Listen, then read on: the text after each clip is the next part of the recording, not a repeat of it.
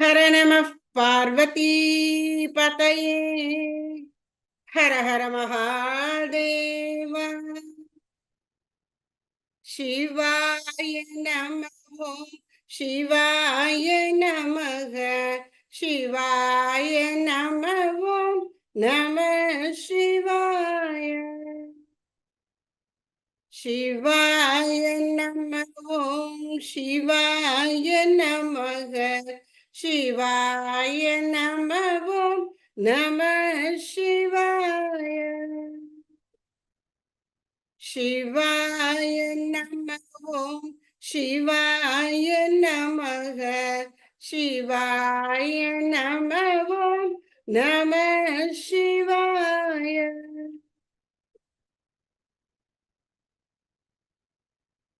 ஹர நம பார்வதி பதையே. ஹர ஹர மகாதேவ.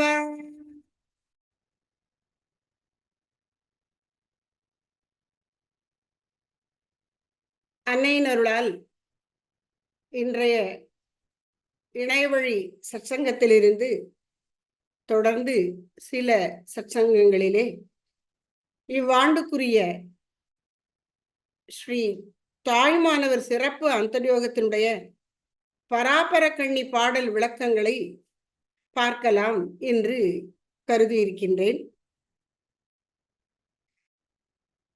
அன்னை அருளால் 15 நாட்களுக்கு முன்னால் 27/4/2025 அன்று திருச்சியிலே 300 ஆண்டுகளுக்கு முன் ஸ்ரீ தாய்மானவர் தன்னுடைய குருநாதரை சந்தித்த புனித திருத்தலமாகிய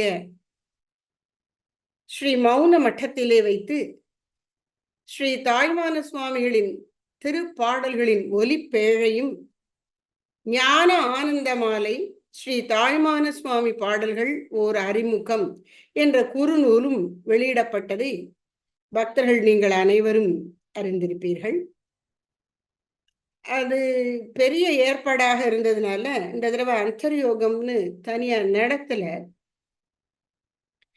ஆனாலும் அந்த அந்தர்யோகத்துல நாம ஆண்டுதோறும், அதாவது தாய்மானவர் அந்தர்யோகத்துல ஆண்டுதோறும் நாம்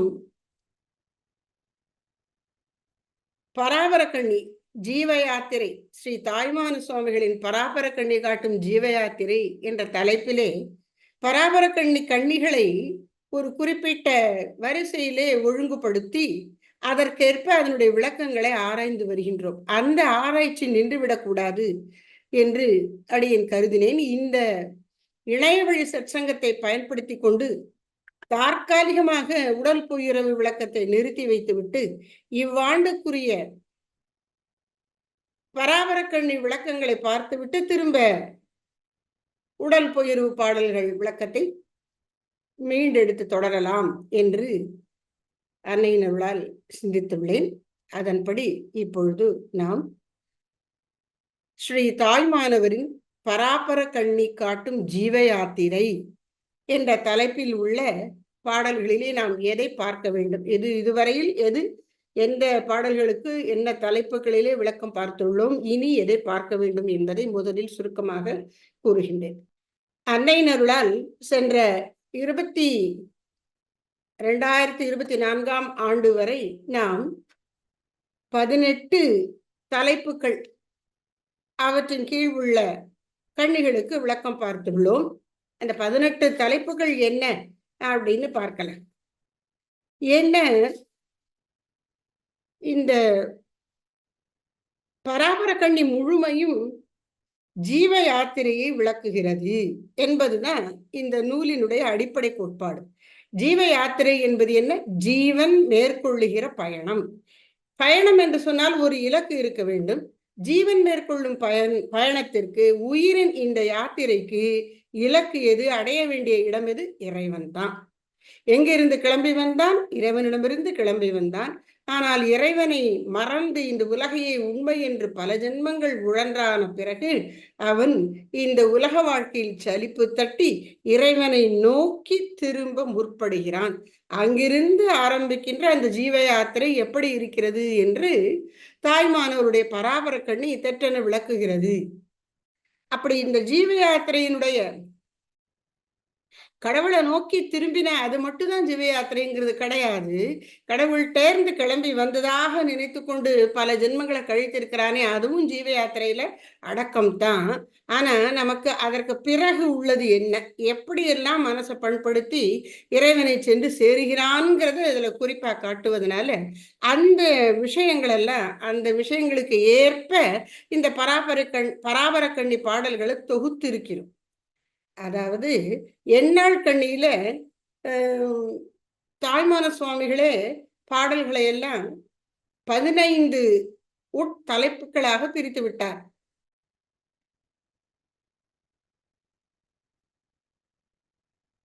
இறை வணக்கம், குரு வணக்கம், அடியார் வணக்கம், யாக்கை பழித்தல், இப்படி போறது. அப்புறம் தன்னுண்மை என்ற ஜீவனை பற்றின விஷயம், இப்படி 15 தலைப்புகளிலே முக்தி ஈராக எல்லாம் சொல்லிவிடுகிறார். அது மாதிரி பராபர கண்ணிய அவர் பிரிக்கல.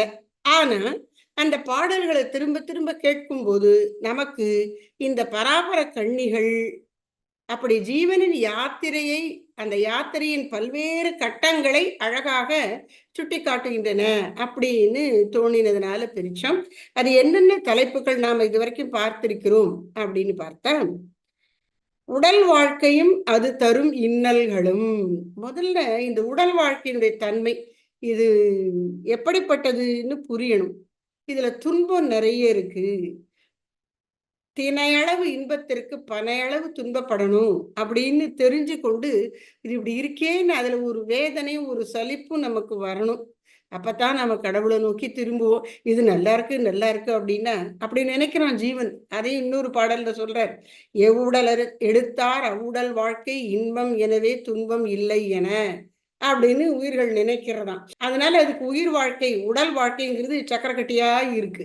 அப்படி இருக்கிற வரையிலும் திரும்ப திரும்ப இந்த உலகத்தை அனுபவிச்சு அடிபட்டு அடிபட்டு கொஞ்சம் கொஞ்சமா உண்மையை புரிந்து இறைவனை நோக்கி திரும்புகிறான். அப்ப அவனுக்கு முதல்ல மனசுல படுவது என்ன, உடல் வாழ்க்கையும் அது தரும் இன்னல்களும்.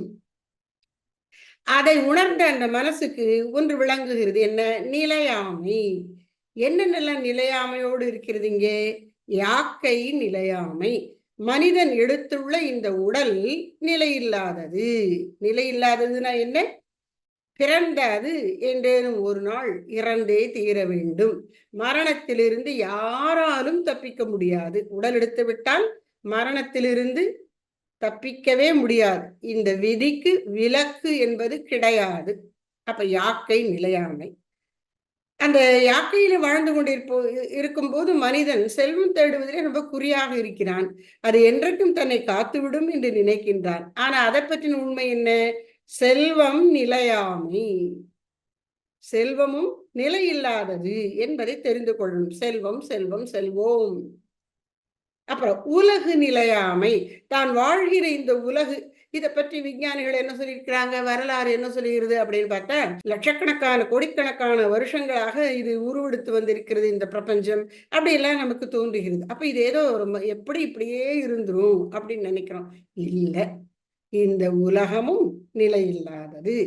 நம்முடைய சாஸ்திரத்துல அதெல்லாம் ரொம்ப தெளிவா சொல்லியிருக்காங்க. எத்தனை கோடி வருஷமா இருந்தா என்ன, ஒரு நாள் இதெல்லாம் இறைவனுக்குள் ஒடுங்கிவிடும். திரும்ப அப்படியே ஓய்ந்த ஒடுங்கிய நிலையில இருக்கும், திரும்ப வெளிவரும், திரும்ப இருக்கும், திரும்ப ஒடுங்கும். இப்படி இது நிலையில்லாததாக சுழன்று சுழன்று மாறி மாறி வந்து கொண்டே இருக்கிறது என்று சாஸ்திரங்கள் சொல்லுகின்றன. அதனால உலகு நிலையாமை. அப்புறம் செல்வத்தை போலவே இன்னொன்றை பெறுவதிலும் மக்களுக்கு ஆர்வம் இருக்கிறது. அது செல்வத்தை விட பல விதங்களிலே உயர்ந்ததாகவும் தென்படுகிறது. அது கல்வி, அறிவு.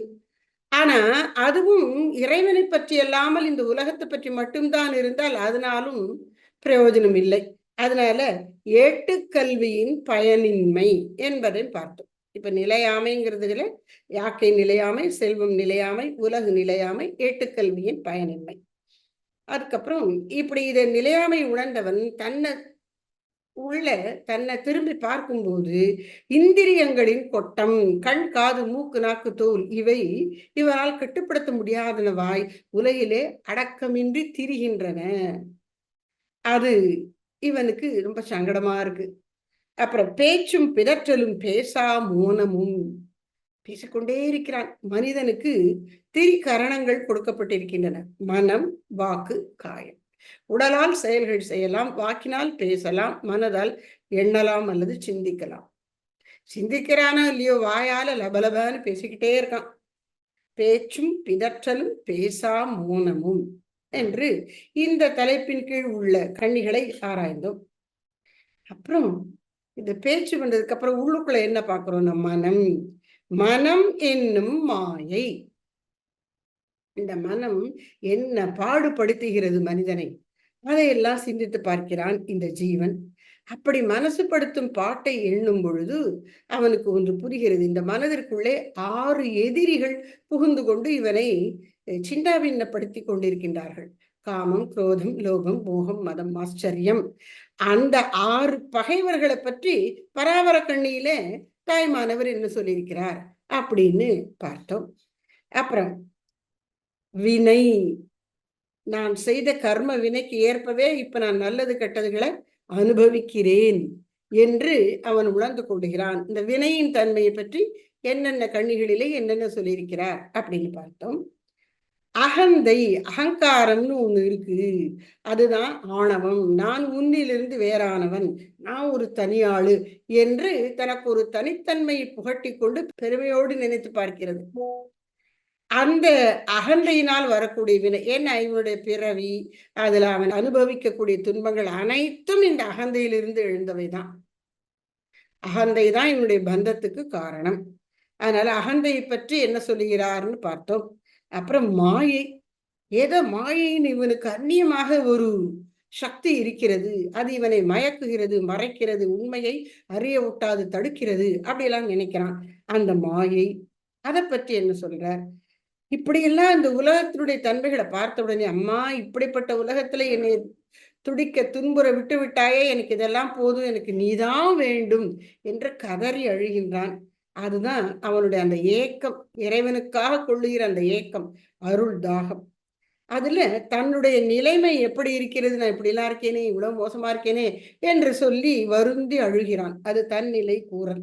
அப்புறம் இப்படிப்பட்ட உயர்ந்த நிலைகளை எல்லாம் மகான்கள் அனுபவித்திருக்கிறார்களே, எனக்கு அதெல்லாம் கிடைக்காதா என்று சொல்லி ஏங்குகிறான். அது நிறைவுக்கு ஏக்கம் அப்படின்னு பார்த்தோம். அப்புறம் இல்லை இல்லைன்னு அழுதுகிட்டே மட்டும் இருக்காம, எனக்கு திருவருள் வேண்டும் என்று அருள் வேண்டி இரத்தல், இறைவன்ட்டு கெஞ்சி கேட்கிறான், எனக்கு திருவருள் புரிக என்று கேட்கிறான். அதிலையும் தன் நிலை கூறல், உயர்நிலை பெற ஊக்கம் என்று 2 பகுதிகளாக பிரித்து கொண்டு அருள் வேண்டி இரத்தல் பற்றி என்னென்ன கண்ணிகளிலே தாய்மானவர் சொல்லுகிறார் அப்படின்னு பார்த்தோம். அப்புறம் இப்ப நாம நெருங்கி வருகிறோம். சரியை, கிரியை, அடியார் திருத்தொண்டு, இவை பற்றியும் யோகம், இவை பற்றியெல்லாம் தாய்மானவருடைய பராவர கண்ணிகள் என்ன சொல்லுகின்றன அப்படிங்கிறதை பார்த்தோம். கடைசியாக சென்ற ஆண்டு நாம பார்த்தது விவேகம், வைராக்கியம், பற்றுடையோர் கூட்டுறவு வேண்டேன் என்கின்ற தலைப்புகளின் கீழ் உள்ள கண்ணிகள். உன்னை மனசுல வச்சுக்கணும், இந்த தலைப்புகள் எல்லாம் அடியன் கொடுத்தது. ஆனா அந்த கண்ணிகள்ல அந்த விஷயம் இருக்கு. அந்த பராபர கண்ணியை படிச்சுதான் இந்த தலைப்புகள் அடியில அதெல்லாம் பிரிக்கலாம் அப்படின்னு தோணுச்சு. அதனால அந்த விஷயம் அப்படித்தான் இருக்கு. அவர் ஆனா அந்த தலைப்பை கொடுக்கல, கொடுத்தா பொருத்தமா இருக்குமே அப்படின்னு நினைக்கிற இடத்துல அந்த தலைப்புக்கு ஏற்ப நாம பிரிச்சிருக்கிறோம். அப்படி விவேகம் என்பதை பற்றி எந்தெந்த கண்ணிகளிலே என்னென்ன கூறுகின்றார் அப்படின்னு பார்த்தோம். அப்புறம் வைராகியம் என்ன, அதை பற்றி என்ன சொல்றார் அப்படிங்கிறத பார்த்தோம். அப்புறம் வைராக்கியம் வந்ததன் அடையாளமா பற்றுடையோர் கூட்டுறவு வேண்டேன் என்று சொல்லுகிறார். யாரோட தான் பக்தன் இணங்கி இருக்கணும், நட்பு கொள்ளணும்? மற்ற பக்தர்களோட தான், வேற உலகப்பற்றுள்ள மக்களோடு பழகக்கூடாது. அதுவும் ஆரம்ப சாதகன் உலகப்பற்றுடையோருடைய கூட்டுறவை தவிர்ப்பது மிகவும் அவசியம். இதை பற்றியெல்லாம் சென்ற வருஷம் அந்தர்யோகத்துல பார்த்தோம். இப்ப நாம பார்க்க வேண்டியது 19வது தலைப்பு, ஞான நெறி. இந்த ஞான நெறி என்பது என்னன்னு பார்க்கணும். இப்போ மனிதன் தன்னுடைய குறைகளை உணர்ந்து அவற்றை திருத்தி கொண்டு இறைவனை நோக்கி பயணிக்க தீர்மானித்து விட்டான். இப்ப இந்த வெறுமன மனிதன் சொல்லாம ஜீவன் அப்படின்னு சொல்லுவோம். அந்த தன்னை பண்படுத்த அவன் தலைப்பட்டு விட்டதால் அவனை சாதகன் அப்படின்னு சொல்லுவோம். ஆத்ம சாதகன் அப்படின்னு சொல்லுவோம். ஆத்ம சாதனத்தில் குறியாக இருந்து முயலுகின்ற ஜீவனானவன் என்னென்ன குணங்கள் பெற்றிருக்கணும், மன தகுதிகள் பெற்றிருக்கணும் அப்படின்னு நம்முடைய சாஸ்திரங்கள் அழகா எடுத்து சொல்லுகின்றன. 4 தகுதிகளை அவை சொல்லுகின்றன. இந்த ஜீவன் தன்னை பற்றிய உண்மையை அறிந்து, இறைவனை பற்றிய உண்மையை அறிந்து, மாயை முதலான தீமைகளிலிருந்து கேடுகளிலிருந்து தன்னை விடுவித்துக் கொண்டு இறைவனை எப்படி அடைவது என்பதை தெரிந்து கொள்வதற்கு அவனுடைய மனநிலையில் இருக்க வேண்டிய பக்குவங்கள் என்ன 4 சொல்றாங்க. அதுக்கு பேரே சாதன சதுஷ்டயம். உங்களுக்கு தெரிஞ்சிருக்கும். ஒரு மீள்பார்வை போலதான் சுருக்கமா சொல்றேன். விவேகம் முதல் சாதனம். இந்த சதுஷ்டயம்னா 4 சாதனங்களில் முதல் சாதனம் நித்திய அனித்திய வஸ்து விவேகம். விவேகம்னா பிரித்து அறிதல், பகுத்து அறிதல். நிறைய கசமுசன் எல்லாம் கலந்து கிடக்கு. அப்படியே வகை வகையா பிரிச்சு எது என்னென்ன எவ்வளவு இருக்கு, அதை எப்படி பயன்படுத்தலாம் அப்படின்னு பார்க்கிறோம். அதுதான் பகுத்து அறிதல். என்னத்தை பகுத்தறியணும்? வாழ்க்கையிலே நாம் பல அனுபவங்களை பெறுகிறோம், பல பொருட்களை கையாளுகிறோம், பல உயிர்களை பிற மனிதர்களை சந்திக்கிறோம், தொடர்பு கொள்ளுகின்றோம், சிலரோடு நெருங்கிய உறவாக எப்போதும் உடன் வாழ்கிறோம். இப்படியெல்லாம் இருக்கு. இது போக நம்முடைய உடலே இருக்கு, அது நமக்கு பல உண்மைகளை கற்றுக் கொடுக்கிறது. நம்முடைய மனம் இருக்கிறது. இதையெல்லாம் நாம எப்படி கையாளுவது, எப்படி கருதுவது? அதற்கு ஒரு சரியான மனப்பான்மை, அறிவுபூர்வமான அணுகுமுறை இருக்கணும். அதுதான் விவேகம். என்ன அந்த அறிவுபூர்வமான அணுகுமுறை அப்படின்னா, இந்த உலக பொருட்கள், இந்த உலகம், உலக பொருட்கள், உலக உறவுகள், இந்த உடல், இந்த மனம், இவற்றின் தன்மை என்ன என்பதை தெரிஞ்சுக்கணும். இந்த நிலையாமைன்னு ஏற்கனவே பார்த்தோம்ல, அதைத்தான் ரொம்ப தெளிவா புரிஞ்சுக்கணும். முதல்ல சொன்னது ஒரு ஆரம்ப நிலையில் நமக்கு ஏற்பட்ட புரிதல். இப்ப சொல்வது ரொம்ப ஆழமான தெளிவான மாறுதலுக்கு உட்படாத உறுதியான புரிதல். என்ன? நித்திய அனித்திய வஸ்து விவேகம். அப்போ ஒவ்வொரு சந்தர்ப்பத்திலையும் ஒவ்வொரு சூழலிலும் நாம ஒன்றை பெறும்போதோ அனுபவிக்கும் பொழுதோ அல்லது அது நம்மை விட்டு போகும் பொழுதோ நாம என்ன நினைக்கணும்? என்னுடைய தன்மை என்ன? இது நித்தியமா அனித்தியமா? இது எப்போதும் இருக்குமா? எப்போதும் இருக்கணும்னா இது இருக்கும்னா இதை நாம இழக்காம சரியா பயன்படுத்தணும். இது இருக்காது, எப்போதும் இருக்காது, இது அனித்தியமானதுன்னு சொன்னா அது நம்மை விட்டு போனா அதுக்காக ஏங்கக்கூடாது. அது வந்து சேர்ந்தால் அதை குறித்து நாம் மகிழக்கூடாது அப்படின்னு தெரிஞ்சுக்கணும் இல்லையா? அப்படிப்பட்ட அந்த பகுத்தறிவு கட்டாயம் இருக்கணும். ஒவ்வொரு நிகழ்ச்சியிலும், ஒவ்வொரு சூழலிலும், ஒவ்வொரு மனிதரோடு பழகும் போதும் நமக்கு உள்ளூர இந்த விவேகம் வேலை செய்யணும். எல்லாரையும் நம்பி ஏமாந்துட்டு அப்புறம் அவங்கள திட்டிக்கிட்டு வச்சுக்கிட்டு எல்லாம் இருக்கக்கூடாது. தெரியணும். நமக்கு என்ன தெரியணும் அப்படின்னா, லௌகீக விஷயத்துல சொல்லலாம். இங்க என்ன தெரிஞ்சிருக்கணும் அப்படின்னா, உலக பொருட்கள், உலக உயிர்கள், உடல், மனம் இவையெல்லாம் அனித்தியம். இறைவன் ஒருவனே நித்திய வஸ்து. இது வாழ்க்கையை பற்றிய முடிவான உண்மை. இதை நாம அனுபவத்தின் வாயிலாக தெரிந்து கொண்டு இதுக்கப்புறம் ஒவ்வொரு முறை ஒவ்வொரு அனுபவம் கிடைக்கும் பொழுது இந்த விவேகத்தோடு நாம எதையும் அணுகணும். அதை வாயில சொல்லிக்கிட்டே இருக்க வேண்டாம். அம்மா அப்பாட்ட போய் நீங்களா நிலை இல்லாதவங்க அப்படின்னு சொல்ல வேண்டாம். இந்த உறவெல்லாம் நிலை இல்லாதது, இந்த ஜென்மத்துலதான் நீங்க அம்மா அப்பா, போன ஜென்மத்துல எனக்கு யாரோ அம்மா அப்பா, இப்படி எல்லாம் சொல்லிட்டு இருக்க வேண்டியதில்லை. ஆனா நம்முடைய அன்புக்குரியவர்கள் மரணத்தின் காரணமாக வேற ஏதோ சூழல்ல பிரிஞ்சுட்டாங்கன்னா ஏங்கி அழுது அதுல இருந்து வெளிவர முடியாம தவிச்சு தடுமாறிட்டு இருக்கக்கூடாது. அப்ப விவேகம் என்ன சொல்லும்? என்றைக்கு உடல் எடுத்தார்களோ அன்றைக்கு இறந்து போகணும் ஒரு நாள், ஏதோ ஒரு நாள். அதனால இதுக்கு நான் மனம் கலங்கலாகாதுன்னு அமைதியா இருக்கணும். அதுதான் விவேகம். அப்போ இந்த உலகத்துல என்னுடைய மனம், என்னுடைய உடல், இந்த உலக உறவுகள், இந்த உலக பொருட்கள், உலக அனுபவங்கள் அனைத்தும் அனித்தியமானவை. இறைவன் ஒருவனே நித்திய வஸ்து.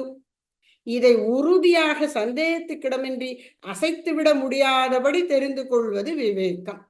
அப்படி உண்மையிலேயே நமக்கு விவேகம் ஏற்பட்டு இருக்குன்னு சொன்னா அதனுடைய விளைவா என்ன வரணும்? அடுத்து வைராக்கியம். அப்போ இந்த உலகம் அனித்தியமானது என்றால் இதில் உள்ள பொருட்களும் உறவுகளும் என்ன சூழல்களும் எல்லாம் அனித்தியமானதுன்னு சொன்னா இந்த அனித்தியத்தை பெற்று நான் மகிழவோ அனித்தியத்தை இழந்தால் அதற்காக வருந்துவோ கூடாது இல்லை. இந்த அனித்தியமான உலகப் பொருட்கள் எனக்கு சுகம் கொடுக்கும்னு வேணும் வேணும் வேணும் அப்படின்னு நான் ஒரு பேராசையோடு அதெல்லாம் சேர்க்கணும்னு கட்டிப்பிடிச்சு இழுத்து வச்சுக்க கூடாது இல்லை. அந்த நிலைக்கு பேர் தான் வைராக்கியம். இந்த உலக பொருட்கள் எனக்கு நிம்மதியையோ சுகத்தையோ கொடுக்க மாட்டா, அதற்கான சக்தி இருக்க மாட்டேன் அப்படின்னு அதுதான் வைராகியம். அதான் பற்றுடையோர் கூட்டுறவு வேண்டேன் மண்ணாவாரேனும் உனை கைக்குவியாராயின் அந்த மண்ணாவார் நட்பை மதியேன் பராபரமேங்கிறார். அவர் இதுவரைக்கும் எனக்கு கண் போன்று அப்படி ரொம்ப ஒரு முக்கியமான உறவாக இருந்தாரு. ஆனா அவர் பக்தி நெறியில போக மாட்டேங்கிறார், என்னையும் கும்பிட விடாம தடுக்கிறார். அப்ப அவரை நான் ஒரு பொருட்டா நினைக்க மாட்டேன் அப்படிங்கிறார். ஒரு தைரியம் இருக்கணும், வைராக்கியம். அப்படி பற்றுடைய ஒரு கூட்டுறவு வேண்டேன்னு சொன்னார். இப்போ நாம இன்றைக்கு பார்க்க போவது ஞான நெறி. இப்போ எந்த சாதகனிடத்து உள்ளத்துக்குள்ளே விவேகம் அல்லது தெளிந்த அறிவு, உண்மையான பகுத்தறிவு, எது நித்தியம் எது அனித்தியம் என்று தெரிந்து கொள்ளுகிற அந்த பிரித்தறியும் தன்மை தெளிவாக வடிவெடுத்து விட்டதோ அந்த சாதகன் அந்த விவேகத்தின் விளைவாக ஆழ்ந்து தொடர்ந்து இடைவிடாது விவேகத்தோடு உலக பொருட்களை அனுபவங்களை பொருட்படுத்தி பார்த்ததிலே உலகத்திலிருந்து இன்பத்தை எதிர்பாராத மனநிலை வந்துவிட்டதோ அந்த மனநிலைக்கு பேர் தான் வைராக்கியம், பற்றின்மை. அந்த மனநிலை விவேக வைராகியம் யாருக்கு வந்து விட்டதோ அவன் அந்த சாதகன் அந்த ஜீவன் எத்தகைய வாழ்க்கை முறையை மேற்கொள்ளுவான். அது ஞான நெறி என்று தலைப்பிட்டு ஞான நெறியை பற்றி தாய்மான சுவாமிகள் என்னென்ன சொல்றார் அப்படின்னு ஒரு 8 கண்ணிகளை எடுத்து போட்டிருக்கோம். ஞான நெறி கண்ணி எண் 51.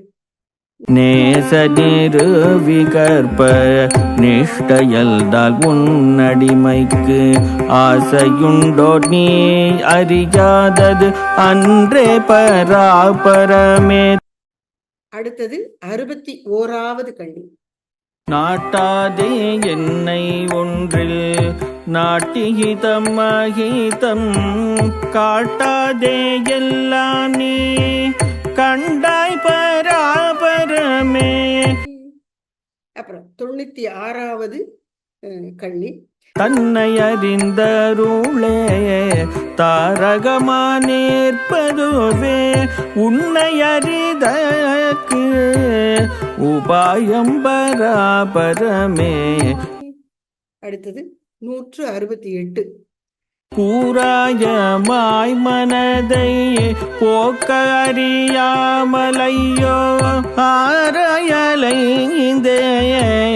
அரசே பராபரமே. அடுத்தது 316வது கண்ணி. மந்திரத்தை உன்னி மயங்காதனக்கினி ஓர் தந்திரத்தை வைக்க தகாதோ பராபரமே. அப்புறம் 357. தேகம் யாதேனும் ஒரு சித்தி பெற ஜீவன் முக்தி ஆகும் நெறி நல்ல நெறி ஐயா பராபரமே. அப்புறம் 358. உலக நெறி போல் ஜடலம் ஓய உயிர் முக்தி இலகும் எனல் பந்த இயல்போ பராபரமே. பரமா பர வெளியா பார்ப்பதலால் மற்றவர்க்கும் திறமேதும் இல்லை நன்றா தேர்ந்தேன் பராபரமே. இந்த ஞான நெறி என்கிற தலைப்பின் கீழே இந்த 8 கண்ணிகளை தொகுத்திருக்கு. இந்த 8 கண்ணிகளையும் இன்னும் கொஞ்சம் இதனுடைய கருத்துக்கேற்ப சிந்திக்கும் பொழுது ஒரு 3 கண்ணிகள்ல அந்த ஞான நெறி இறைவனை அடைவதற்கான அந்த அறிவு பாதை எப்படிப்பட்டதுன்னா மனதை ஒடுக்குதல், இந்த மனித மனதை பண்படுத்தி ஒடுக்குதல்ங்கிறத மையமாக கொண்டு 3 பாடல்கள் 51, 168, 316 ஆகிய 3 கண்ணிகள் அமைந்திருக்கின்றன. அப்புறம் அப்படி மனதை ஒடுக்குவதற்கு என்ன செய்யணும் அப்படின்னு ஒரு உபாயம். அது என்ன அப்படின்னா, எல்லாம் நீ என்று உணர்தல். அந்தந்த கண்ணிகள் விளக்கம் வரும்போது சொல்றேன். எல்லாம் நீ என்று உணர்தல். இது 61, 359 ஆகிய கண்ணிகளிலே தெரிகிறது. அப்புறம் 96வது கண்ணி. 96வது கண்ணி, தன்னை அறிந்து அருளே தாரகமா நிற்பதுவே உன்னை அறிதற்கு உபாயம் என்று அருளை சார்ந்திருக்கணும். அருளை சார்ந்திருக்கும் பொழுது தன்னை பற்றி எப்படி புரிந்து கொண்டிருக்கணும் அதை சொல்றார். அது தன்னை அறிதல் அப்படிங்கிறது அதுக்கு தலைப்பா வச்சுக்கலாம். அப்புறம் 357, 358 கடைசி 2, இந்த 2 கண்ணிகளில ஜீவன் முக்தி, விதேக முக்தி என்பதை பற்றி சொல்லுகிறார். இப்படி ஞான நெறி என்ற இந்த தலைப்பில் இந்த 8 கண்ணிகளையும் 4 வகைகளாக பிரித்து கொண்டிருக்கின்றோம். அதுல இப்ப நாம 51, 168, 316 இத 3 சேர்ந்து மனதை ஒடுக்குதல், அது ஞான நெறியில் செல்கின்றவனுடைய முயற்சியாக நம்ம பார்க்கிறோம். இப்போ ஞான நெறி, பக்தி நெறி, இதுல என்ன வேறுபாடு அப்படின்னா, முடிந்த நிலையிலே ஞானமும் பக்தியும் ஒன்றுதான், அதுல சந்தேகம் இல்லை. ஒரே லட்சியத்துக்கு இட்டு செல்லுகின்றன. ஆனா வழியில கொஞ்சம் இயல்புக்கேற்ப சில முறையில சில வேறுபாடுகளை நாம பார்க்கலாம். பக்தி நெறி என்பது இறைவனை சரணாகதி பண்ணுவது. பக்தினா என்ன? இறைவா நீ ஆண்டவன், நான் உன் அடிமை என்று அவனிடம் சரணாகதியாக புகுந்து அகந்தையை சமர்ப்பித்து நான் செய்கிறேன் என்கின்ற எழுச்சியே, தன் முனைப்பே இல்லாமல் எல்லாம் இறைவன் திருவருள் என்று அருளையே சார்ந்திருந்து செல்லுவது. அந்த ஞான பக்தி நெறியுடைய பக்குவம் இல்லாம ஞானத்துக்கு வர்றதும் கஷ்டம். அதனாலதான் தாய்மானவர் சொல்றார் ஒரு இடத்துல, ஓதறிய துவைத்தமே அத்வைத்த ஞானத்தை உண்டு பண்ணும் ஞானமாகும் அப்படிங்கிறார். அதனால நீ துவைத்தமாகிய பக்தி நெறியில நல்லா போனாதான் உனக்கு அத்வைத்தமாகிய ஞானத்தை பெறுவதற்கான ஞான நெறி சாத்தியமாகும் அப்படின்னு சொல்றார். அதனால நாம பக்தி நெறியும் பிரிச்சு பக்தி நெறியே வேண்டாம், இனிமே இருக்கு ஞானம்தான் அப்படின்னு போக போறது இல்லை. ஆனாலும் அந்த ஒரு விகிதாச்சாரம் எப்படி கூட இருக்குன்னா, அறிவு ரீதியா அணுகுவது அதிகமா இருக்கும். அதுதான் இந்த ஞான நெறியில நாம சொல்றோம். அப்படி பக்தன் உணர்ச்சி பூர்வமாக தன்னை இறைவனிடம் ஒப்படைத்து, நான் உனக்குரியவன், நீ என்னை காக்க வேண்டும், நான் உன்னையே நம்பியிருக்கிறேன் என்று சொல்லுகிறான். அது அவன் புகும் சரணாகதி. ஞான நெறியில் செல்பவன் இந்த ஜீவ வியக்தியில் பொருளேதும் இல்லை, ஜீவ வியக்தி துறக்கிறேன் என்று ஜீவ வியக்தியில் உள்ள பற்றுதலை முற்றிலும் ஒழித்து தன் உண்மை இயல்பிலே நிலை நிற்க முயலுகிறான். இதுதான் ஞான நெறிக்கும் பக்தி நெறிக்கும் வித்தியாசம். கடவுள்னு சொல்றதான் இவன் என் உண்மை இயல்பு நிஜஸ்வரூபம் அப்படிங்கிறான். இவன் கடவுளுடைய அடிமை அல்லது நண்பன் அல்லது பிள்ளை, தலைவன் தலைவி, இப்படி உறவுகளோடு நினைத்து கடவுளோடு தன்னை இணைத்து அகந்தை விட்டு விடுகிறான் பக்தன். அதே மாதிரி இவன் என்ன சொல்றான், ஜீவ வியக்தி பொருளற்றதுன்னு சொல்லி அகந்தை விடுகிறான். 2 பேரும் அகந்தை விடத்தான் போறாங்க. அதுக்கு உண்டான வழி கொஞ்சம் மாற்றம். அப்புறம் அவன் கடவுளை அடைவேன், கடவுளுடைய திருவருளை பெறுவேன், கடவுளுடைய திருவடி நிழலில் என் பேரின்பம் துய்ப்பேன் அப்படிங்கிறான் பக்தன். ஞானி என்ன சொல்றான், நான் அந்த இலக்கு தான், அந்த பரம்பொருள் தான் என் உண்மை இயல்புன்னு அதோடு நான் ஒன்றித்து விடுவேன் என்று சொல்லுகின்றான். இந்த மாதிரி சிற்சில வேறுபாடுகள் இருந்தாலும் ஒண்ணுதான். அதனால இந்த ஞான நெறிங்கிறதுல இந்த 4 வகைகள்ல என்னென்ன சொல்றாருன்னு பார்ப்போம். இந்த ஞான நெறியோடு கூட மனதை அடக்குதல் என்கிற யோக நெறியும் சேர்ந்தேதான் வருது. அதுதான் நான் சொல்றேன், பக்தி, ஞானம், தியானம் இதெல்லாம் பிரிக்க முடியாது. சரி, இப்ப முதல்ல நாம பார்க்க போறது இந்த 3 ஸ்லோகங்கள், அதாவது கண்ணிகள்ல மனதை ஒடுக்குதலை பற்றி என்ன சொல்கிறார்னு பார்ப்போம். 51வது கண்ணி, நேச நிரூபி கற்ப நெட்டையல்லால் உன் அடிமைக்கு ஆசை உண்டோ நீ அறியாதது அன்றே பராபரமே. அப்புறம் 168, பூராயமாய் மனதை போக்கறியாமல் ஐயோ ஆராய் அலைந்தேன் அரசே பராபரமே.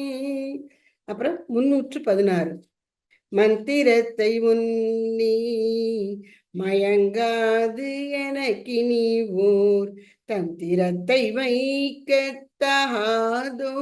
பராபரமே. இதுல முதல்ல இந்த 168வது பாட்டை எடுத்துக்கணும்.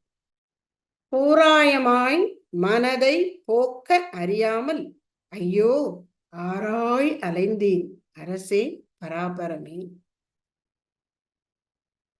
ஞான நெறியிலே இந்த மனதை ஒடுக்குவதற்கு நாம என்ன செய்யணும்னா அதனுடைய உண்மைத்தன்மையை புரிந்து கொள்ளணும். அதுக்கு அந்த அறிவு ஆராய்ச்சி பண்ணணும். அந்த அறிவு ஆராய்ச்சிக்கு பேர் விசாரம்.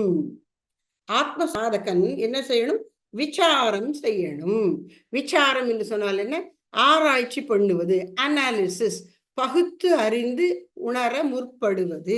இந்த மனது எப்படிப்பட்டது என்று இவன் மனதின் இயல்பை புரிந்து கொள்ள வேண்டும். இப்ப உதாரணமா நம்முடைய தியான பயிற்சியில ஒரு மனசை அமைதிப்படுத்துவதற்கு ஒரு வழி சொல்லியிருக்கோம். அதுல அஃப்கோர்ஸ் எல்லா பெரியவங்க சொன்னதுதான், நம்ம சொல்லல. அந்த ஞான மார்க்கத்துக்கு ஒத்ததாக 2 சிந்தனைகள் இருக்கும். ஒன்று, மனமே கடந்த காலத்தை எண்ணி கலங்க வேண்டாம், எதிர்காலத்தை எண்ணி ஏங்க வேண்டாம், நிகழ்காலத்தில் இரு. இது ரொம்ப ஒரு முக்கியமான பயிற்சி, ஞான பயிற்சி மனசுக்கு கொடுக்கறது. இது என்ன பண்ணும்? நம்ம மனசு என்ன பண்ணுது அப்படின்னு அதை திடீர்னு பார்க்கணும். சில சமயங்கள்ல இந்த குழந்தைங்க, இந்த குறும்பு பண்ணக்கூடிய குழந்தைங்க என்னமானு சேட்டை பண்ணிட்டு இருக்கோம், ஏதாவது கொட்டி உடச்சி என்னமானு பண்ணிட்டு இருக்கோம். அப்ப சத்தமே இருக்காது, எங்க ஆளே காணும், என்ன பண்றா அப்படின்னு நம்ம மெதுவை எட்டி பார்த்தா அவனத்தையும் கொட்டி உடைச்சிட்டு வச்சுட்டு இருப்பான். அது மாதிரி நாம அப்பப்ப இந்த மனசை பார்க்கணும், என்ன பண்ணிட்டு இருக்கு இந்த மனசு அப்படின்னு பார்த்தா 2 காரியம் தான் அது பண்ணும். என்ன பண்ணும்? ஒண்ணு, பழச நினைச்சு பார்க்கும், முடிஞ்சு போறது நினைச்சுக்கிட்டே இருக்கும்.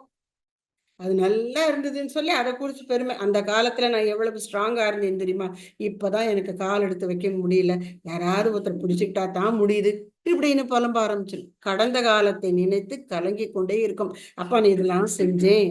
அல்லது சில சமயங்கள்ல கடந்த காலத்துல எனக்கு இத்தனை கஷ்டங்கள் வந்தது அப்படின்னு யார் யார் தனக்கு என்னென்ன கேடுகள் அநியாயங்கள் பண்ணினாங்க அதெல்லாம் நினைச்சு அது கையாலாகாத கோபத்தோட இருக்கும். எப்படியோ பல விதங்கள்ல கடந்து போனதை நினைக்கும். இல்லைன்னா இனிமே என்ன வரும் என்ன வரணுங்கிற கற்பனையில இறங்கிடும். இளமையில இருக்கும் பொழுது வாழ்க்கையில இதை சாதிக்கணும், அதை பெறணும், இதை செஞ்சு முடிச்சிடணும் அப்படிங்கிற ஒரு ஆர்வங்கள், கற்பனைகள், இலக்குகள் எல்லாம் இருக்கும். வயசானப்புறம் என்ன இருக்கும்? இது எத்தனை நாள் இன்னும் வாழணும்னு தெரியல, என்ன பல்லெல்லாம் தேஞ்சிட்டு வருது, கடிக்க முடியல, சாப்பிடுறது கஷ்டமா இருக்கு, சரியா சவைச்சு கடிக்க முடியலங்கிறதுனால ஜீரணம் ஆக மாட்டேங்குது, அப்புறம் சரின்னு சாப்பாட்டை குறைச்சா உடம்பு பலகீனமா வருது, இன்னும் எத்தனை நாளைக்கு இப்படி இருக்கணுமோ தெரியல அப்படின்னு இப்ப இருக்கிறதுலேருந்து அப்படியே ஜம்ப் பண்ணி எதிர்காலத்துல நீ எவ்வளவு நாள் இருந்து கஷ்டப்படணுமோ அப்படின்னு ஒரு கவலை வந்துடும். எதிர்காலத்தை எண்ணி ஏங்கும். அப்புறம் கடக்காம படுக்காம முடிஞ்சிடணும் அப்படிங்கிற பிரார்த்தனை வந்துடும். நமக்கு ரொம்ப வேண்டியவங்க யாராவது நமக்கு முன்னாடி போயிருந்தா அவங்க எப்படி கடந்து கஷ்டப்பட்டு போனாங்களோ அல்லது பட்டுன்னு போனாங்களோ, இப்ப அனாயாச மரணமா அவங்களுக்கு அமைஞ்சிருச்சு, எனக்கு அப்படி இருந்தா பரவாயில்ல, என்னென்னவோ நினைக்க ஆரம்பிச்சிடும் மனசு. இப்போ ஞான நெறிக்கு வந்தவர்கள் இப்படியெல்லாம் நினைக்க கூடாது. அப்ப என்ன நினைக்கணும்னா, இந்த சரீரம் எவ்வளவு காலம் இருக்கணும்னு இறைவன் போட்டிருக்கிறாரோ அவ்வளவு காலத்துக்கு இருக்கட்டும், கர்ம வெள்ளத்தின் கதி அது செல்லுக.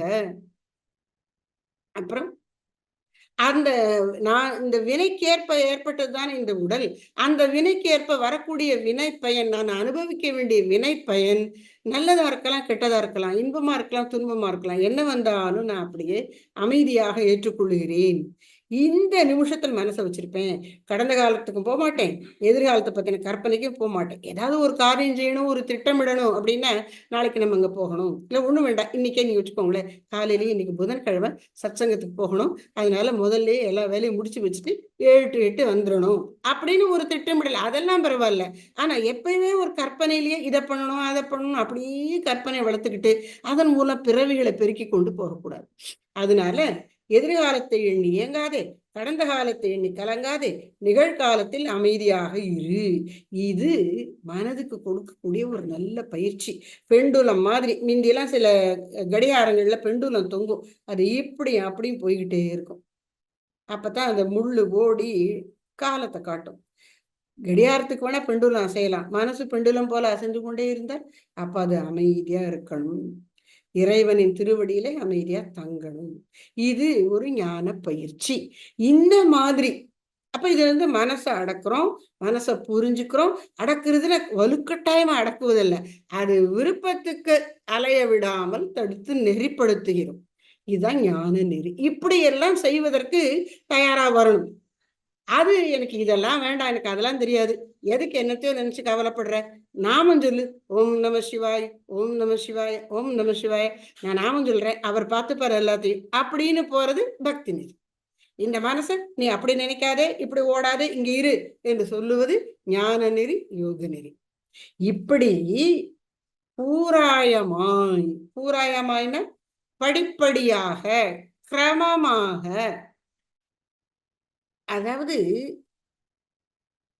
என்னென்ன வழிகளிலெல்லாம் மனதை அமைதிப்படுத்த முடியுமோ அப்படியெல்லாம் அதை சாந்தப்படுத்தி லட்சியத்தை நோக்கி கொண்டு வரணும். சுவாமி சித்பானந்த மகாராஜ் சத்சங்கத்துல ஒருத்தர் சொல்லியிருக்காங்க, இந்த மனது எப்படிப்பட்டதுன்னா ஒரு குழந்தை மாதிரி. ஒரு குழந்தைய நம்ம அடக்கி வைக்கிறேன்னு பிடிச்சி இழுத்து அடிச்சு கட்டி போட்ட மாதிரி பண்ணினா அது திமிரிட்டு போகும். சில பிள்ளைங்களுக்கு சில பேர் அடிச்சா பாய்ந்துட்டு உட்காந்துருவாங்க, பல பேர் திருப்பி எதிர்த்துக்கிட்டு வம்பு பண்ணுவாங்க குழந்தைங்களே.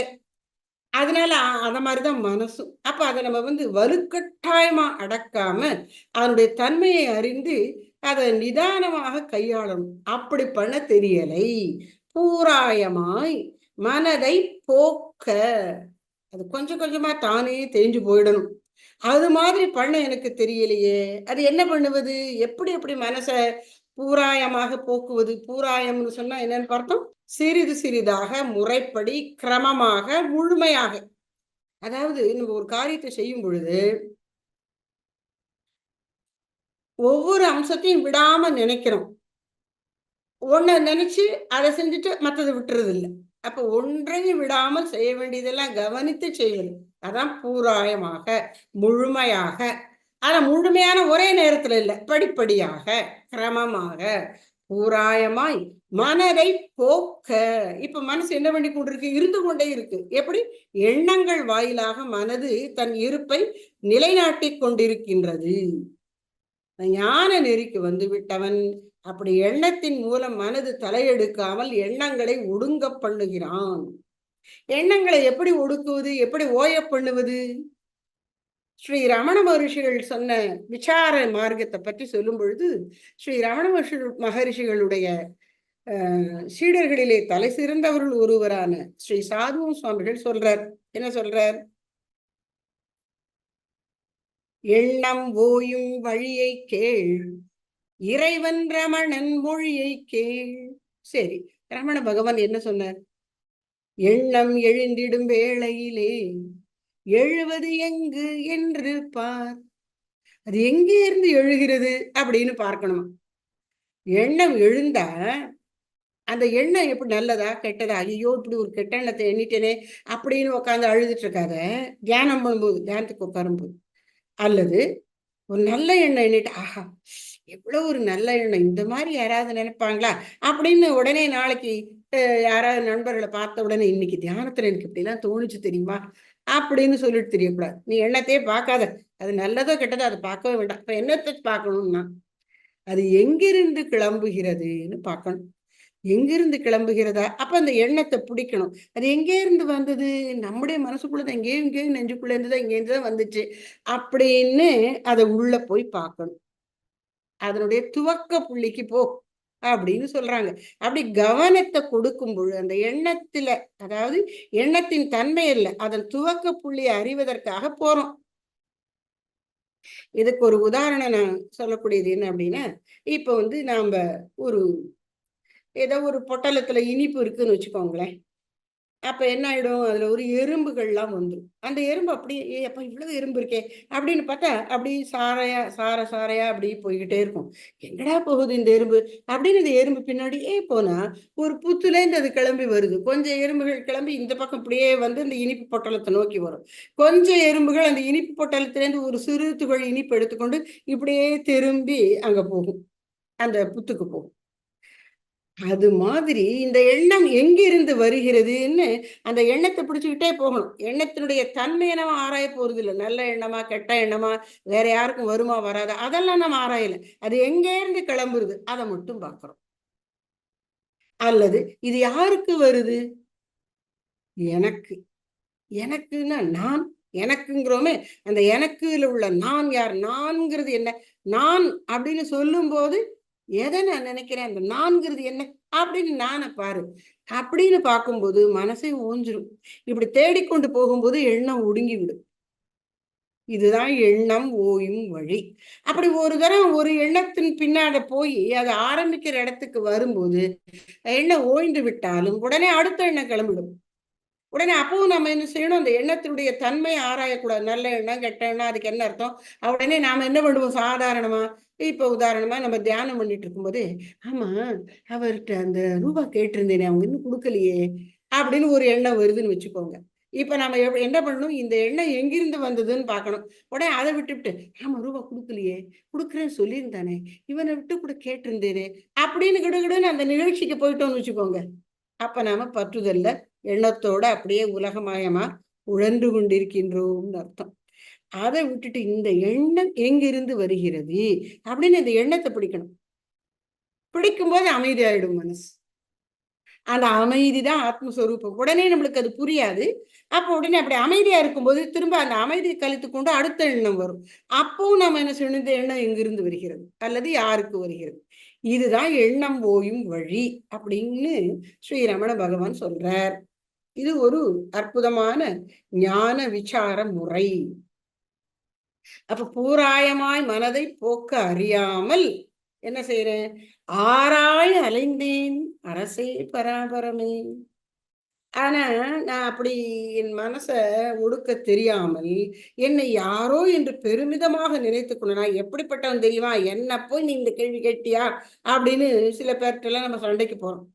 என்ன எப்படி நீ இப்படி சொல்ல போச்சு அப்படிங்கிறோம். அப்ப நமக்கு ஒரு மதிப்பு கொடுத்து கொள்கிறோம் நாம. அது இந்த அகந்தை தனக்கு தானே சூட்டி கொள்ளுகிற கிரீடம். அந்த ராஜா மாதிரி அது வைக்கணும்னு எல்லார்கிட்டையும் எதிர்பார்க்குது.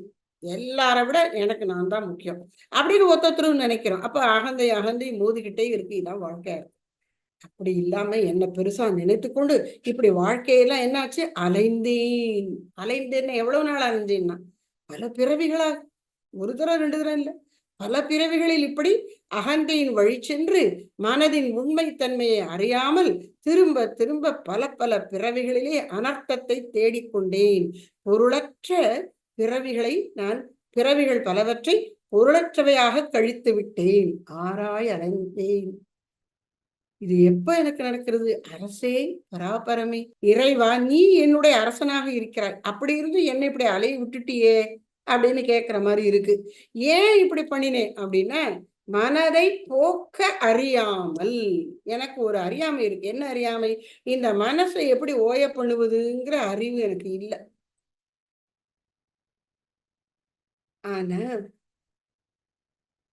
விவேக வைராகியம் வந்துவிட்டால் இந்த மனதை போக்கும் விதம் எனக்கு தெரியலேங்கிற ஏக்கம் உண்மையாவே இருந்து அதற்காக நாம் அலைந்து கொண்டிருந்தார், அதை சரியான அந்த வழிமுறையை கற்றுக் கொடுக்க குரு சேருவார். அதை பின்பற்றக்கூடிய சாதகர்களுடைய சத்சங்கம் நமக்கு கிடைக்கும். அதுல தொடர்ந்து செல்வதற்கான திருவருள் இறையருள் கிடைக்கும். இதெல்லாம் எப்ப வரும், இதுதான் நம்ம கொஞ்சம் முன்னாடி சில வாரங்களுக்கு முன்னாடி இதுல பார்த்தோம்.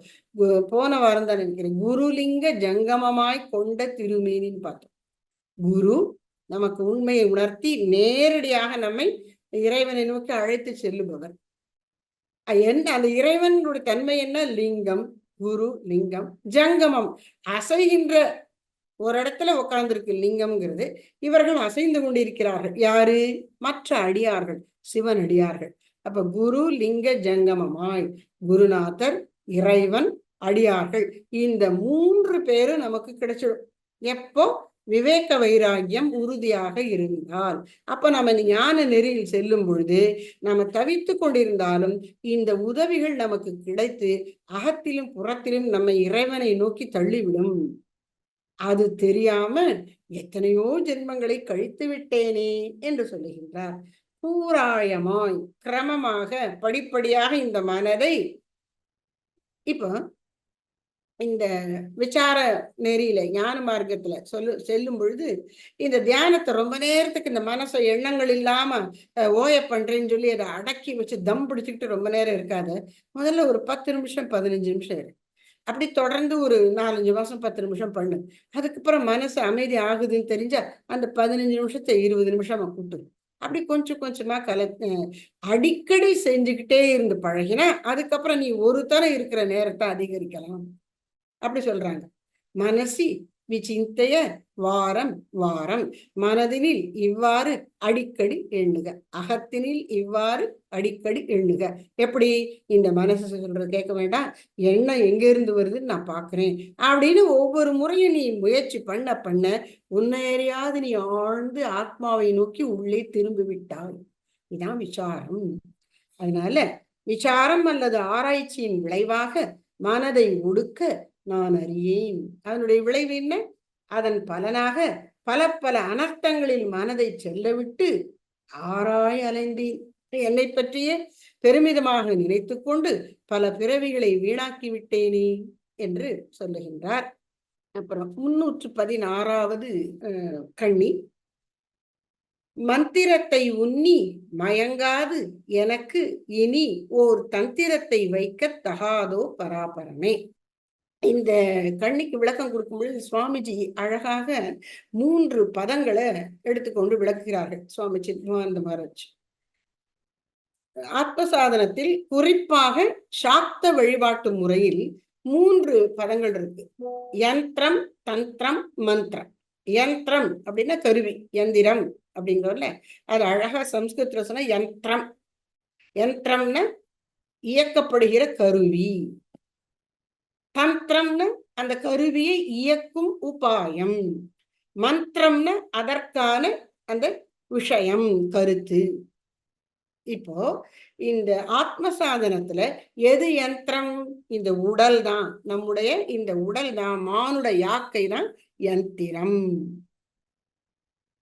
அந்த மானுட யாக்கைன்னு சொன்ன உண்மையில இந்த அன்னமயமான கோஷமாகி இந்த உடல் மட்டுமல்ல, அன்னமய கோஷமா வெளியில நமக்கு ஸ்தூலமா பருப்பொருளா தெரியுது.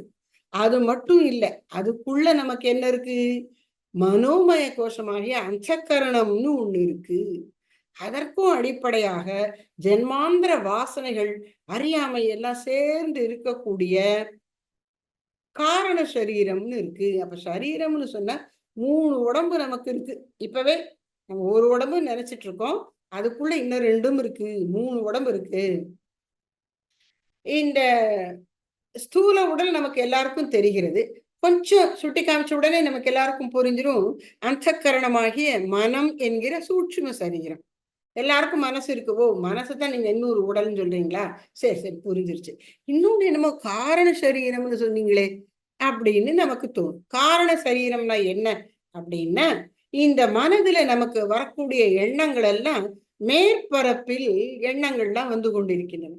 அதுக்கெல்லாம் அதெல்லாம் சேர்த்து வச்சிருக்கிற சித்தம்னு ஒரு ஆழ்மனது, அடிமனது இருக்கு. அது எவ்வளவு நாளா இருக்குன்னா தெரியவே தெரியாது. நமக்கு அதோட ஆரம்பமே தெரியாது. எத்தனையோ ஜென்மங்கள்ல, எண்ணற்ற பிறவிகளிலே நாம் பெற்ற அனுபவங்கள், எண்ணிய எண்ணங்கள், சொன்ன சொற்கள், செய்த செயல்கள், இவை அனைத்தின் பதிவு தடம் இருக்கும். அந்த எண்ணம், அந்த காரியம், அந்த பேச்சு எல்லாம் முடிஞ்சு போச்சு, காத்தோட கரைஞ்சு போச்சுன்னு நினைச்சிட்டு இருக்கோம். ஆனா கரைஞ்சு போயிடல, இங்க ஒரு பதிவு விட்டுட்டு தான் போகுது. அப்படி சேர்ந்த பதிவுகள் எல்லாம் தான் நம்முடைய இயல்பாக வருது.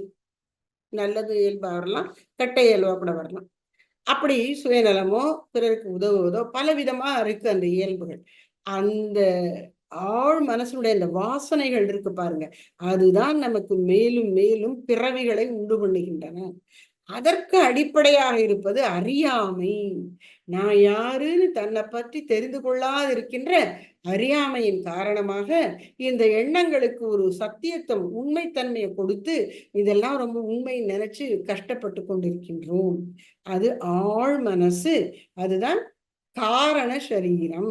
அறியாமையும் வாசனைகளும் சேர்ந்தது காரண சரீரம். அப்புறம் மேல் மனசுலையும் ஓரளவு நடு மனசுமா இருக்கக்கூடிய இந்த எண்ணங்கள் எல்லாம் சேர்ந்து சூட்சும சரீரம். அப்புறம் உணவை உண்டு வளர்வதாகிய, நோய் நொடிகளை பெறுவதாகிய, செயல்களில் ஈடுபடுவதாகிய, பேச்சையும் செய்வதாகிய இந்த உடல் அன்னமயமான உடல், ஸ்தூல சரீரம். இப்ப நமக்கு சரீரம்னு சொன்னா 3 இருக்குன்னு பார்த்துட்டோம். யந்திரம் அப்படின்னா என்ன? ஜீவனாகிய இந்த மனுஷனுக்கு கொடுக்கப்பட்டிருக்கிற யந்திரம் எது? 3. ஸ்தூல உடல், சூட்சும மனசு, அதி சூட்சுமமான வாசனைகள் மற்றும் அறியாமை, இவற்றின் தொகை. இதெல்லாம் சேர்ந்திருக்கு. இப்போ இந்த எந்திரத்தைங்கிறது இங்க எங்க சொல்றார்? எனக்குன்னு சொல்றாரு இல்லையா? இந்த எனக்கு என்பதன் மூலம் குறிப்பிடப்படுவது இந்த 3 தான். காரண சரீரமாகிய, சித்தமாகிய மனத்தின் வாசனைகள், அறியாமை, அப்புறம் சூட்சும சரீரமாகிய மனது, மனசுக்குள்ள மனம், புத்தி, அகங்காரம், சித்தன், அப்புறம் ஸ்தூல உடலாகிய இந்த புறத்தில் தெரிகின்ற உடல். இந்த 3ஐயும் எனக்குங்கிற ஒரு வார்த்தையில குறிப்பிடுகிறார் யந்திரம். சரி, யந்திரம்னு சொன்னா அதை இயக்கணும்ல. இப்போ மிந்தியெல்லாம் நாம அரைச்சோம்னு சொன்ன இட்லிக்கு எல்லாம் மாவு அரைக்கும் போது என்ன பண்ணுவோம்? கல்லுல, ஆட்டோரல்ல அடியில அந்த உரல் அசையாம இருக்கும், மேல அந்த இது இருக்கும் குழவி. அதை பிடிச்சிட்டு குழவி இப்படியே அசைப்போம், ஆட்டுவோம். அப்ப போட்டிருக்கிற அரிசி ஆட்டப்பட்டு விடும், மாவாயிடும். இப்ப மிஷின் எப்படி போகுது? குழை இப்படியே இருந்துட்டு இருக்கு, கிருகிருன்னு அடியில உள்ள அந்த ஆட்டுக்கல் அசையுது, சுத்திக்கிட்டே இருக்கு, வேகமா சுழலுது, இது அது எல்லாம் சுழலுது. அப்ப அதுக்கு ஒரு இயங்குவதற்கு ஒரு முறை இருக்குல்ல, அந்த முறைக்கு பேர் தான் செயல்படும் முறை, செய்முறை. அதுக்கு பேர் தந்திரம். எந்த ஒரு காரியத்தையும் செய்வதற்கான ஒரு செய்முறை இருக்கும், அது தந்திரம். தந்திரம்னு பேச்சு வழக்குல ரொம்ப தந்திரமா ஏமாத்தி எடுத்துட்டு போயிட்டான் அப்படிங்கிறோம். தந்திரம்னாலே ஒரு நரித்தனம், ஏமாத்து வேலைன்னு நினைக்கிறோம். ஆனா உண்மையிலே தந்திரத்தினுடைய மூல கருத்து அது இல்லை. ஒரு செயலை சிறப்பாக, திறமையாக, மிக குறைந்த காலத்திற்குள் மிக குறைந்த சக்தியை செலவழிச்சு சரியா செஞ்சு முடிக்கிறது, அதான் தந்திரம். நேர் அடி உபாயம், அதான் தந்திரம். இப்ப உதாரணமா பஸ்ல ஒரு ஊர்ல இருந்து இன்னொரு ஊருக்கு போகும்போது சில பஸ் சுத்திக்கிட்டு எல்லா கிராமங்களுக்கும் போயிட்டு 4 மணி நேரத்துல அந்த ஊருக்கு போய் சேரும். சில பஸ் பாயிண்ட் டு பாயிண்ட் போட்டு நேர அப்படியே அங்க போயிடும் 2 மணி நேரத்துல. அப்படி இந்த நேர போறது பாருங்க, அதுதான் தந்திரம். தந்திரம்னா முறையாகவும் சரியாகவும் செய்து விரைவில் காரியத்தை வெற்றிகரமாக சாதித்தல், அவ்வளவுதான். அதுல ஏமாத்து வேலை இருக்கணும்னு அவசியம் இல்லை. அப்ப தந்திரம். பூஜையிலையும் நம்ம செய்யக்கூடிய அந்த செயல்கள் எல்லாம் தந்திரம்னு சொல்லுவாங்க. அப்போ தந்திரம். அப்புறம் ஸ்லோகத்தை பாருங்க, மந்திரத்தை உன்னி மயங்காது. அப்போ ஒரு செயலை செய்வதற்கு இப்படி செய்யணும்னு ஒரு வழிமுறை இருக்கே, அந்த கருத்து தொகுப்புக்கு பேர் மந்திரம். இப்ப உதாரணமா கம்ப்யூட்டர்ல இப்ப நாம இங்க இருந்து பணம் எடுக்கிறோம் அல்லது பணம் அனுப்புறோம் ஜிபேல, அது இப்படி தட்டினா அது நம்ம சொல்றதை கேட்டுக்கிட்டு நம்ம அக்கௌண்ட்டுக்கு, சொல்ற அக்கௌண்ட்டுக்கு பணம் போட்டுடுது. நம்ம அக்கௌண்ட்ல இருந்து எடுத்து அங்க போட்டுருது. அது எப்படி செய்யுது அப்படின்னா, இப்படி செய்யி, அவங்க இதை கொடுத்தா 400 ரூபாய் அப்படின்னா நீ 400 ரூபாய் குறிச்சுக்கோ, இந்த அக்கௌண்ட் எங்க நம்பர்னு சொன்னா இதுல இருந்து எடு, இந்த அக்கௌண்ட்டுக்கு கொடுங்கன்னு ஒரு நம்பரை கொடுத்தா அதுக்கு போய் கொடு அப்படின்னு அதுக்கு சொல்லி எழுதி வச்சிருப்பாங்க. ப்ரோக்ராம்னு பேரு. அப்ப கம்ப்யூட்டர்ல ஒரு ப்ரோக்ராம் எப்படி இது செயல்பட உதவுகிறதோ அது மாதிரி இந்த மனது பண்பட்டு இறைவனை நோக்கி செல்வதற்கான அந்த கட்டளைகளுக்கு பேர் தான் மந்திரம். இப்போ தன் ஜப்பம் பண்றான்னு சொன்னா, நீ சிவபக்தனா இருந்தா ஓம் நம சிவாயன்னு சொல்லு, நாராயண பக்தனா இருந்த ஓம் நமோ நாராயணாய, ஓம் ஐம் மகாசக்தி நமகன்னு சக்தி உபாசனை. இப்படி ஒரு ஒரு மந்திர சொல்ல பிடித்து கொண்டு அதை சொல்லியே நம்ம இறைவன்ட்டு போறோம். அதனால மந்திரம்னாலே அந்த மாதிரி நினைச்சுக்கிறோம். அல்லது சில மந்திரங்கள்லாம் நாம சொல்றோம். அந்தந்த செயலை செய்யும் பொழுது பூஜையில அந்த மந்திரத்தையும் சேர்த்து சொல்லிக்கொண்டே செய்வோம். இப்படி இருக்கிறது மட்டும் மந்திரம் இல்லையா? சுவாமிஜி இந்த பாடலுக்கு விளக்கம் சொல்லும்போது சொல்றாங்க, மனதில் எழக்கூடிய, மனதை உயர்த்தக்கூடிய, ஒரு விஷயத்தை நமக்கு புரிய வைக்கக்கூடிய, ஒரு காரியத்தை சரியாக செய்ய வைக்கக்கூடிய, ஒரு உணர்ச்சியை பண்படுத்தக்கூடிய அந்த நல்ல எண்ணமே ஒரு மந்திரம். அப்ப நல்ல எண்ணங்கள்லாம் மந்திரம். சரி, கெட்ட எண்ணம்னா அதுக்கும் மந்திர சக்தி இருக்கு. மந்திரம்னா என்ன? ஒரு செயல் செய்வது, அது நல்லதோ கெட்டதோ செய்வதற்கான சக்தி அதுல இருக்கு. நாம தான் விவேகத்தோட நல்லதை தேர்ந்தெடுக்கணும். அதனால மந்திரம் என்பது எண்ணம் தான். அந்த எண்ணம் இறைவனை நோக்கி தூயதாக அலைபாயாமல் இருக்கணும் என்பதை நாம பார்த்து கொள்கிறோம். அவ்வளவுதான். மற்றபடி மந்திரம் என்பது எண்ணம், மனதின் ஒருமுகப்பட்ட எண்ணத்தினால் வரக்கூடிய சக்தி. அதன் மூலம் செயலை நிறைவேற்றிக் கொள்வதற்கான அறிவின் வெளிப்பாடு, அதான் மந்திரம். அப்போ மந்திரத்தை கொண்டு எந்திரமாகிய உடலையும் மனதையும் பண்படுத்தி இறைவனை நோக்கி திருப்புகிற அந்த செயல்தான் தந்திரம். இப்ப அவர் என்ன சொல்ற? மந்திரத்தை உன்னி. இப்ப இந்த பக்தி மார்க்கத்துல போறவங்க நாம ஜெபம் சொல்றாங்களே, அந்த மந்திரத்தை சொல்றாங்களோ, நான் அப்படி நினைச்சிட்டேனே அப்படின்னு, வேதத்தில் சொல்லப்பட்டிருக்கிற மந்திரங்களை தான் நீ சொல்லணும். மற்றதெல்லாம் பல பல இப்ப நிறைய தியான முறைகள்லாம் இருக்கு. அதுல நீ கடவுள் சாமி பேர்லாம் சொல்லணும்னு அவசியமே கிடையாது. ஏதோ ஒரு வார்த்தையை கொடுத்துருவாங்க, ஒரு சப்தம் இருந்தா போறோம். அதை திரும்ப திரும்ப மனசுக்குள்ள அந்த சப்தத்தை உருவாக்கி கொண்டே இருந்தா மனசு ஒருமுகப்பட்டு விடும் அப்படிங்கிறாங்க. அப்படியெல்லாம் முறைகள் இருக்கான். அதெல்லாம் காரியத்துக்காக, அந்த மாதிரி வேலைக்காக இதுலலாம் நான் போயிடாம மந்திரத்தை உண்ணி மயங்காது. சரி, சில சமயம் நான் நல்ல மந்திரங்களே, ஓம் நம சிவாய, ஓம் நமோ நாராயணாய மந்திரங்கள்லாம் இருக்கு. நமக்கு குரு எப்படி உபதேசித்திருக்கிறாரோ அப்படி அதை சொல்லிக்கொண்டே இருக்கிறேன்னு வச்சுக்கோம். ஓம் நமோ நாராயணாய அப்படின்னு சொல்லிட்டு இருக்கும் போதே வாயி உதடு அதை சொல்லுது, மனசு எங்கேயோ அலைய ஆரம்பிச்சிருது. மந்திரத்தை உன்னினா நினைத்து பார்த்து, மந்திரத்தை நினைத்து கொண்டே இருக்கும்போது மனது அதிலிருந்து விலகி உலக நினைத்து விடுகிறது, மயங்குகிறது. மந்திரத்தை உன்னி மயங்காமல் எனக்கு இந்த 3 சரீரங்களுக்கு ஓர் தந்திரத்தை வைக்கத்தகாதோ? என் மனது மந்திரங்கள், அதாவது ஒரு பக்தி இல்லாமல், புரிதல் இல்லாமல், என்ன ஞான மிஸ்ர பக்தி வேணும்னு குருதேவர் சொல்லுவார். அந்த விவேகம் இல்லாமல் மந்திரத்தை பிடிச்சுக்கிட்டு சொல்லிக்கிட்டே இருந்து, ஆனால் எனக்கு ஒரு முன்னேற்றமும் இல்லையே அப்படின்னு நினைக்கிறோம் பாருங்க. அப்படி இருந்துடக்கூடாது. அப்படி வச்சுக்கலாம். ஜப்பம்னு எடுத்துக்கொண்டா அந்த மாதிரி வச்சுக்கலாம். இவ்வளவு ஜப்பம் பண்றேன், எனக்கு ஒரு முன்னேற்றமும் இல்லையே அப்படின்னு அன்னையாற்றி போய் கேட்கிறாங்க. அன்னையார் லட்சக்கணக்கில் ஜப்பம் பண்ணுவாங்களா ஒரு நாளைக்கு. எப்படி எங்களுக்கு அப்படி ஜப்பம் பண்ண தெரியல, என்ன செய்யணும் அப்படின்னா, அதுக்கு சில இதெல்லாம் சொல்ல. இந்த மாதிரி நல்ல நேரம் கெட்ட நேரம் பார்த்துக்கிட்டு அப்புறம் சொல்றேன் தள்ளி போடாத. இப்பவே தவமோ பூஜையோ உடனே தொடங்கு. நாம ஜப்பத்தினால் உனது மனம் அடங்கு. அப்பவே நீ ஜப்பம் பண்ணு அப்படிங்கிறாங்க. அதாவது என்ன அர்த்தம்னா, அதாவது இப்போ உலக லௌகிக்க விஷயங்கள்ல எல்லாம் ராகாலம் அந்த நேரத்துல செய்யக்கூடாது, யமகண்டத்துல வெளியில கிளம்பக்கூடாது, அப்படி இப்படி எல்லாம் சொல்றோம்ல. அது மாதிரி நீ இறைவனை வழிபடுவதற்கெல்லாம் கணக்கு பார்த்துட்டு இருக்காத. 24 மணி நேரத்துல எப்ப வேணாலும் நீ இறைவனை கூப்பிடலாம். அந்த ஒரு ஆர்வம் உனக்கு இருக்கணும். அதுக்கு நடுவுல உனக்கு உதவக்கூடியதுன்னு சொன்ன அதிகாலை வேளை, மாலை சந்தியா வேளை, முடிஞ்சா ராத்திரி 12 மணிக்கு ஜப்பம் பண்ணு, மத்தியானம் 12 மணியை தவற விட்டுறாரு அப்படின்னு சொல்லி வச்சிருக்காங்களே ஒழிய, உண்மையிலே நீ இறைவனை கூப்பிடுவதற்கு 24 மணி நேரமும் சரியான நேரம் தான். இங்க ராகு காலம் நல்லது கெட்டதுங்கிறதெல்லாம் கிடையாது.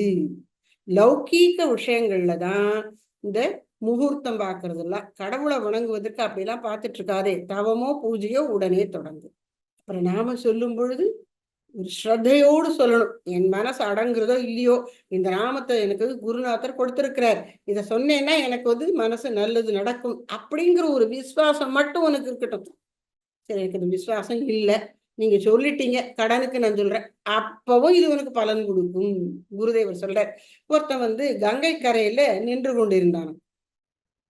கங்கையில கரையில நின்று கொண்டேங்கிற கங்கை அதுவும் புனிதமாகும். எல்லா தண்ணி போல அதுவும் ஒரு தண்ணி தான். கங்கையில குளிச்சாப்புல என்ன பெருசா புனிதம் வந்துட போகுது அப்படின்னு அவன் வேண்டாவாதம் பேசிட்டு இருக்கான். அப்போ அவனுடைய நண்பர் கூட வந்து அப்படியே பிடிச்சி தண்ணியில தள்ளி விட்டுறான்னு வச்சுப்பான். கங்கைக்குள்ள தள்ளி விட்டான். அவன் உடனே அப்படியே கிடப்பானா, டபடபான்னு எந்திரிச்சு வெளியில வரான்.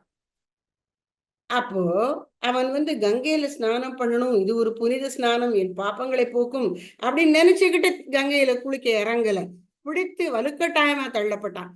அவனுக்கும் கூட அந்த கங்கா ஸ்நானம் புண்ணியத்தை கொடுக்கும். ஆனா நம்பிக்கையோடு அதை செய்யறவனுக்கு அதிக பலன் இருக்கும். நம்பிக்கை இல்லாமல் கங்கை தண்ணீரில் ஊறி எந்திருக்கிறவனுக்கு அதுக்குண்டான அளவுக்கு பலன் இருக்கும். அது மாதிரி ஜபம் பண்ணும் பொழுது நம்பிக்கையோடு பண்ணினா அதற்கு பலன் அதிகம். நம்பிக்கையோடு கூட மனசும் அடங்கி இருந்து பண்ணினா அதற்கு பலன் மிக அதிகம். நம்பிக்கையும் இல்லை, மன அடக்கமும் இல்லை, அலை பாயுது, ஆனாலும் விடாம என்னவோ சொன்னாங்க செய்கிறேன் அப்படின்னு செஞ்சுக்கிட்டே இருந்தா அதற்கும் ஏதோ ஒரு பலன் இருக்கு. அப்படியெல்லாம் அலைஞ்சிட்டு இருக்கிறதுக்கு மந்திரத்தை உண்ணி மயங்காது. என் மனது இப்படியெல்லாம் கலங்கி கொண்டிருக்கிறது, பல எண்ணங்களில் கலக்கமுற்றிருக்கிறது.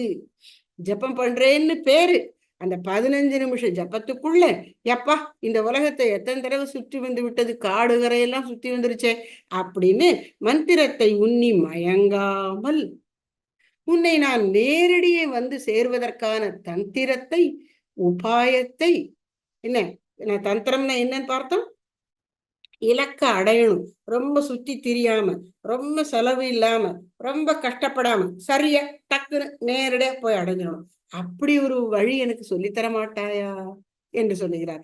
தந்திரத்தை வைக்கத்தகாதோ பராபரமே. அது என்ன அப்படின்னா, இது எல்லாம் போய் இந்த மனசனுடைய இந்த எண்ணங்கள் எல்லாம் எதுவுமே உண்மை இல்லை.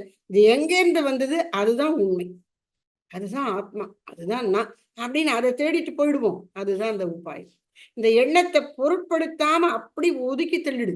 அது நல்ல எண்ணமா கெட்ட எண்ணமா வேணுமா வேண்டாமானே பார்க்க கூடாது. எண்ணம் வருதுன்னு தெரிஞ்ச உடனே அது எங்க இருந்து வருதுன்னு பார்த்துட்டு முடிஞ்சு போச்சு.